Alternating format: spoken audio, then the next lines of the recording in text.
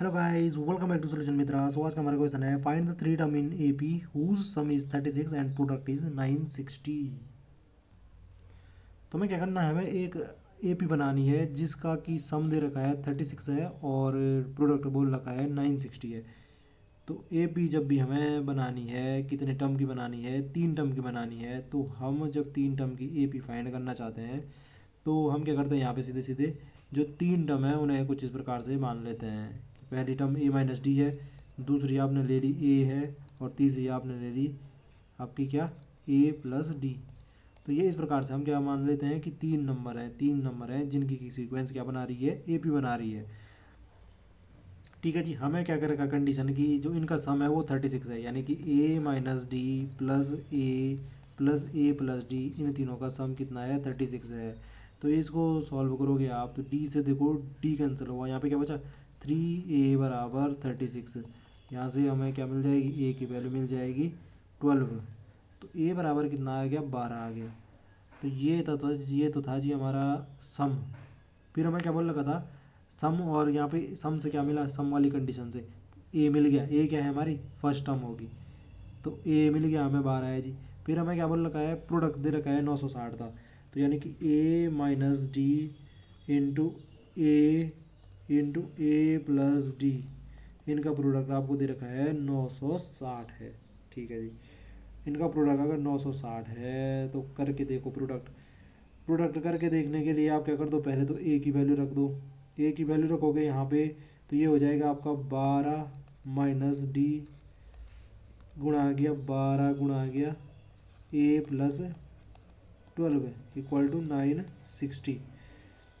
यहाँ से हमें मिल जाएगा ये 12 minus D into 12 plus D, sorry A plus D था ना, तो ये डी ऐसे ही रहना चाहिए था, यहाँ पे एक ही जगह पे रखा था हमने।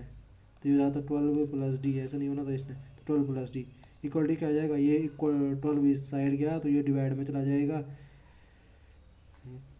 तो ये हो जाएगा हमारा 80 हो जाएगा, ये 12 8 96, जीरो का जीरो है ना, 80। अब यहाँ पे हम कौन सा अप्लाई कर सकते हैं लॉजिक, ए माइनस बी इंटू ए प्लस बी जो होता है हमारा, वो हमें देता है ए स्क्वायर माइनस बी स्क्वायर।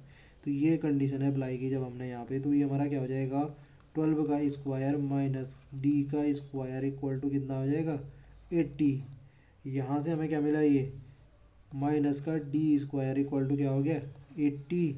ये इधर आ गया, 12 का स्क्वायर कितना होता है, 144।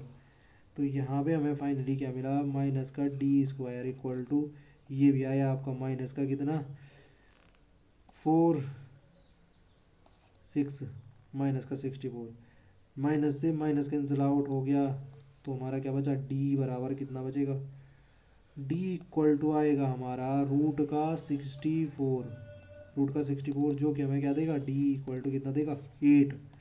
तो हमें डी भी मिल चुका है, ए भी हमें मिल ही चुका था। ए बराबर कितना निकला था, ए बराबर यहाँ से निकला था, जब ए यहाँ पे हमारा निकला था, ए बराबर 12 निकला था। ये हमें मिल चुका है। और हमने जो शुरू में लिए थे कि जो नंबर लिए थे हमने 3 ए पी के, वो हमने क्या लिए थे, ए माइनस डी लिया था, ए लिया था, और ए प्लस डी लिया था।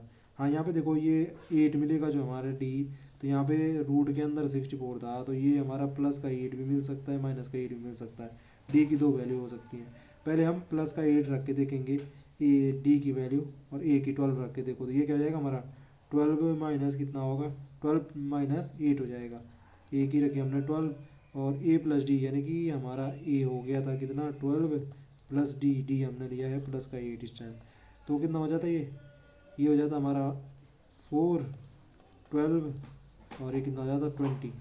ये हमारी रिक्वायर्ड क्या हो जाएगी, ए पी हो जाएगी। अगर हम यहाँ पे डी बराबर -8 रखते, तो -8 रख के भी देख लो, सिर्फ क्या हो जाएगा, सिर्फ हमें उस केस में पहली टर्म हमारी 20 मिलेगी, दूसरी 12 मिलेगी, और तीसरी हमारी क्या मिलेगी, 4 मिलेगी। यानी ये असेंडिंग ऑर्डर में थी, तो ये ठीक इसके उल्टे डिसेंडिंग ऑर्डर में आ जाएगी। बाकी जो ए पी के जो हमारे नंबर्स रहेंगे, टर्म्स रहेंगी, वो क्या होंगी, सेम होंगी। तो ये था जी हमारा आज का कॉन्सेप्ट। आई होप आपकी समझ में आया होगा। आज के लिए इतना ही, आपसे मुलाकात होगी किसी टॉपिक के साथ। तब तक के लिए bye bye and take care.